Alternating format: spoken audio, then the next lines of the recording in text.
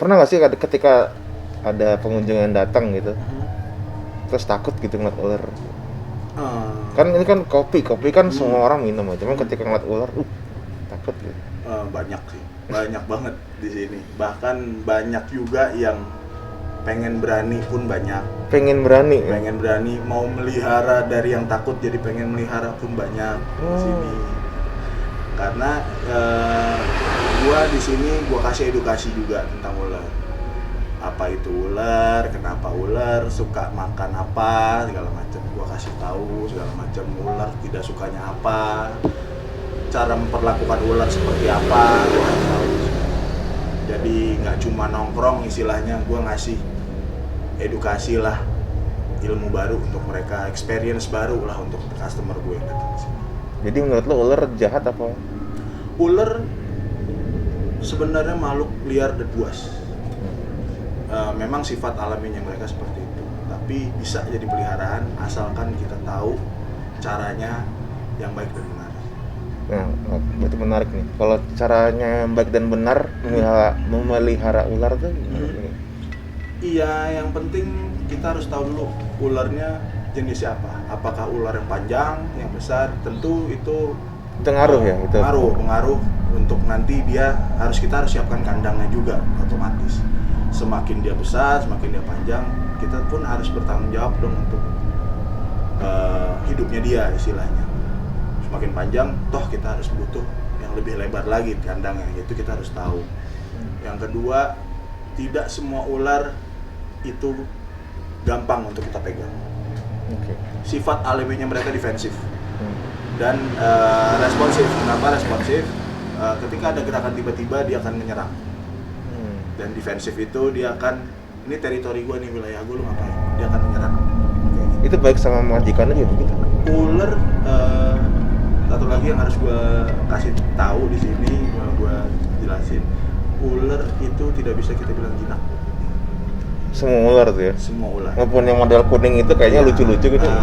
Ular juga banyak, ada yang kuning, ada yang putih, segala macam ada. Tapi ular tidak bisa kita bilang jinak. Kita samain dulu nih persepsi jinak. Jinak menurut gua itu adalah yang bisa dipanggil, yang dia tahu tuan, dia tahu kasih sayang. Di ular itu semua nggak ada. Ular hampir buta dan sudah pasti tuli. Nggak denger ya? Iya, nggak ada kupingnya. Ular tidak mempunyai kuping, dia pasti tuli. Dia ular melihatnya gimana? Ular melalui sensor gerak dan sensor panas. Dan matanya juga membantu, tapi hanya sekitar 20%. Jadi kekuatannya dia berada di sensornya itu. Sensornya ada, namanya sensor Jacobson. Nah, itu yang membantu si ular untuk melihat. Sensor gerak dan panas. Ketika itu berhubungan dengan tadi gue bilang, ada gerakan tiba-tiba di depan mukanya, dia akan responsif untuk menyerang. Karena itu tadi ada gerakan dan suhu kita panas. Itu dia akan menyerang. Dikira makanan. Makanya setiap customer yang datang ke sini gua selalu menghindari untuk gerakan di kepala. Selalu gua kasih tahu jangan ada gerakan depan muka ya. Kalau mau ambil kepala dari bawah, macam gua kasih tahu, gua jelasin di sini. Jadi mereka yang tadinya takut, kalaupun mereka takut tapi mau pegang, tetap akan gua kasih tentu dengan kepalanya gua kontrol. Mendingan gua yang kegigit dibandingkan customer gua yang kegigit. Yang lo pernah kegigit? Sering, kalau untuk ular tidak berbisa sering. Iya, resiko kita untuk melihara hewan liar ya seperti itu. Karena mereka tidak jinak itu tadi. Ada sometimes ketika kita salah bergerak dia akan gigit, ya itu resiko kita. Mungkin ketika lo tergigit itu ada ini nggak sih? Ada efek sampingnya apa? Kan katanya kan ular kan bisa menimbulkan kematian gitu. Apakah ular seperti ini? Kalau di sini memang ada ular yang berbisa dan tidak. Kalau di sini kalau mau pegang ular di sini gua hanya memberikan izin yang tidak berbisa dan tentu selalu ada gua di samping. Selalu gua kontrol, selalu gua bantu dan gua jelasin. Gitu. Jadi untuk yang berbisa pun, gue punya hewan ular berbisa di sini, gue tidak pernah megang pakai tangan. Gue selalu safety menggunakan alat bantu yang untuk ular. Jadi selama ini belum ada kejadian-kejadian yang ini ya, yang istilah kata berbahaya untuk gitu. Yang berbisa gue nggak pernah izinkan orang megang, gue pun tidak pernah memegang tangan. Oke. Selalu kena safety. Cuman lo pernah punya cerita nggak mengenai apa ya? Cerita mistis mungkin mengenai yang berhubungan dengan ular? Kalau cerita pernah sih dulu. Gua kan komunitas dan kita biasanya suka ada jadwal herping itu kita masuk ke dalam hutan, kita pemetaan, kita cari tahu ada spesies apa di hutan ini. Kalau misalkan populasinya berlebih, biasanya kita mau pulang seperti itu. Dapatlah gua sekitar,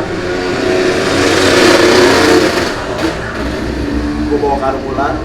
Di dalam karung ular itu ada sekitar 30 ekor, 30 ekoran. Di perjalanan gue melihat ada ular satu, warnanya putih dan merah. Putih merah. Itu gue sendiri yang nangkep. Gue tangkap, gue masukin ke dalam karung ular gue. Udah, gue yakin sudah gue ikat segala macam. Pulanglah kita. Kita pulang ke sekretariat. Seperti biasa kita sortir lah ibaratnya. Yang mana yang layak untuk kita pelihara atau kita lepas kembali atau untuk jadi yang lain. Ketika dibuka, si ular putih merah itu tidak ada, kosong. Sedangkan ular-ular yang lain ada dan karungnya tidak bolong sama sekali. Kita sampai lihat, lu lihat kan tadi, lihat mana? Ini nggak ada. Nah ini menarik nih, berarti itu ada bisa diasumsikan itu ular jadi-jadian. Gua sampai bilang ini nggak beres nih ular, cuma gitu aja sih. Oke. Itu sedangkan lokasi dengan sekre itu ya cukup jauh lah, hampir 20 kiloan lah dari sekretariat, ya cukup jauh itu. Dan nggak mungkin juga, gue yakin kok itu karung nggak bolong. Gue juga ikat, toh dari 30 tambah 1, udah 31, jumlahnya 30, satunya nggak ada. Nah itu, gue nggak ngerti itu apa, gimana, dan sampai sekarang pun nggak ada. Cuma masih ingat nggak itu kira-kira bentuknya, ciri-cirinya gimana ularnya? Apakah kayak ular biasa aja? Kayak ular umum ya, cuma sebesar apa mungkin? Sebesar jempol. Oh kecil ya? Kecil, sebesar jempol. Ya putih, merah, belang-belang putih merah gitu. Panjang dia? Panjangnya kira-kira? Panjang sekitar 30 cm, 40 cm. Kecil. Okay. Kecil. Ya sama seperti yang lain, ada kobra di situ. Kalau kita lihat ular dimakan dengan ular, ada juga ular yang kanibal. Kita lihat nggak ada yang habis makan si perut ular yang 30 ini nih. Kemana? Emang ular suka makan sesama ada ular beberapa juga? spesies yang memakan ular juga. Seperti ya contohnya yang umum deh, king cobra. Dia kanibal. Wow. Dia hanya memakan ular. Wow. Oh gitu. Dia nggak mau dikasih ayam, dikasih tikus gitu. Biasanya ular apa yang dimakan kalau king cobra ya? King cobra biasanya makan ular lanang sapi atau ular pucuk. Itu sih yang sering. Yang ular contoh kecil, ular yang memakan ular king cobra. Ya. Tadi gue tertarik juga nih sama komunitas tadi ya, ada komunitas. Jadi komunitas lu apa sih sebenarnya sih? Komunitas reptil gue Aspera Community. Jadi itu apa tuh Aspera? Aspera itu kita sekumpulan orang-orang aneh ya, yang suka ular, yang suka reptil terutama. Kita sharing tentang reptil. Kita juga lebih ke edukasi, komunitas edukasi. Kita datang ke sekolah-sekolah, ke perguruan tinggi. Kita pernah mengisi seminar juga tentang ular. Pada khususnya itu sih, ke komunitas edukasi kita lebih ke komunitas edukasi. Apa sih ular itu? Dari satu spesies kita bisa bedah lagi, kita lebih mengenalkan gitu. Cuma untuk umumnya kita mengenalkan ular, reptil, ular khususnya ke masyarakat. Tujuannya itu di perkotaan gitu. Di perkotaan, karena kenapa akhirnya kita jadi terbentuk komunitas ini, karena masih banyak ular-ular di kita yang masih bersinggungan dengan masyarakat. Iya. Terutama dan kebanyakan itu ular berbisa. Iya, kenapa bisa gitu ya? Jadi pernah gue lihat di internet gitu. baru-baru ini kayaknya kayak ada ditemukan ular besar ya, mungkin kayak seperti yang di bawah tadi, yang baru makan tadi, kayak gitu, dan besar banget di atas, ada di atap itu. Jadi kalau gue jadi orang itu mungkin gue bingung gitu, mau diapain nih ular gitu, kenapa sih bisa sampai ada di rumah gitu, dan orangnya nggak tahu juga pasti. Kalau boleh gue cerita, jadi lahan mereka, habitat mereka sudah tidak ada, sudah rusak Karena dipakai rumah itu ya. iya, sudah menjadi beton. Oke. Itu satu, dan populasi mereka pun banyak dalam artian untuk satu ular besar yang tadi yang habis makan tadi yang diceritain, itu dia masuk ular terpanjang di dunia, dan dia bertelur bisa 30 sampai 40 butir. Wow. Sekali menetas ya bisa 40 butir dan menetas semua, ya itu populasinya. Dan biasanya itu terjadi, fenomena itu terjadi ketika musim peralihan antara panas ke hujan atau hujan ke panas. Yang baru-baru ini, belakangan ini banyak beredar untuk tahu kobra, fenomena ular kobra banyak sekali. Yaitu satu, lahan mereka sudah habis. Kedua, yang mengontrol populasi mereka pun sudah sedikit. Gitu. Balik lagi kayak kita ke pelajaran SD dulu, rantai makanan. Nah, yang mengontrol si ular ini apa sih? Biawak.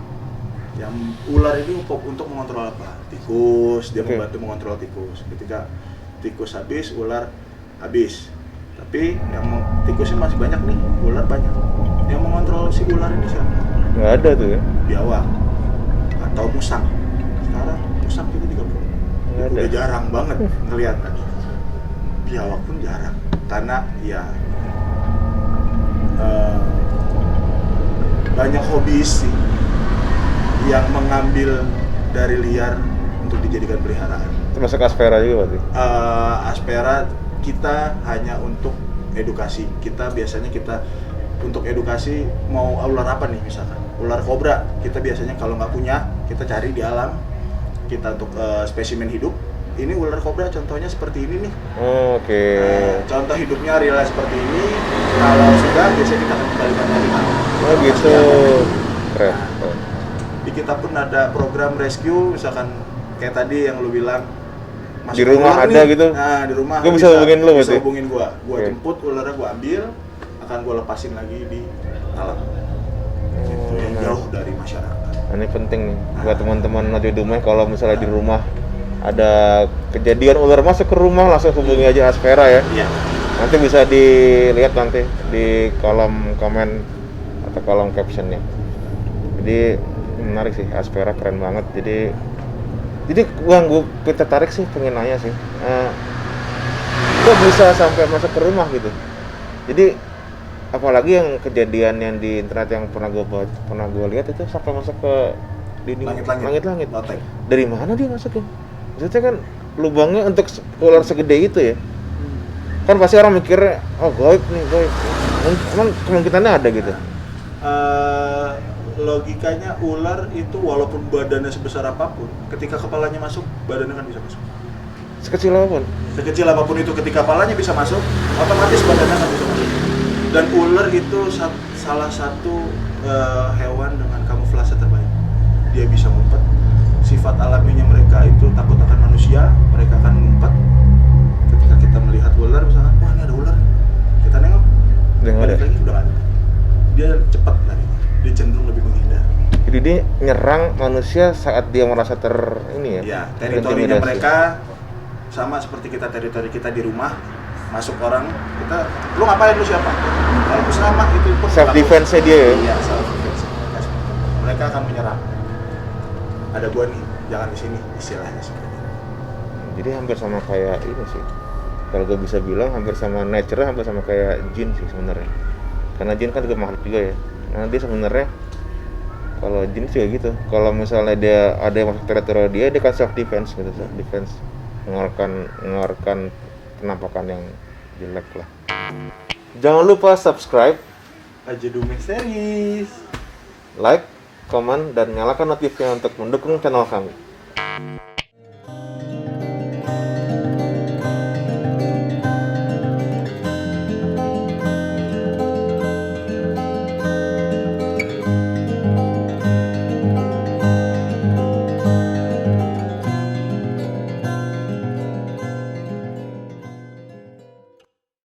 Bye.